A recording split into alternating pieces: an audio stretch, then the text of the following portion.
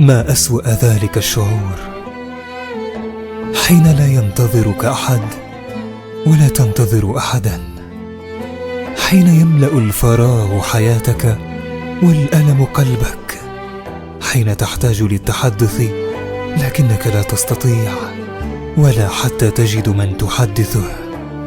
تعود للبيت وحيدا تحاول أن تضيء مصابيحه كما تحاول أن تضيء مصابيح انطفأت داخل قلبك. تنجح في الأولى ولكن الأخيرة تأبى أن تعود من جديد. وحدة، فراغ، ألم وتعب، مشاعر مجتمعة تجتمع في آن واحد تنهكك، تجعل منك شخصا آخر رغم محاولتك بتجاهلها. لا أحد يعلم ما أنت فيه. ثمة ألم يسحق القلب ويدميه، وحدة بردها ينخر في جدار الحياة.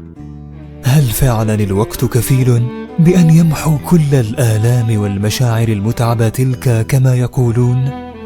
ربما.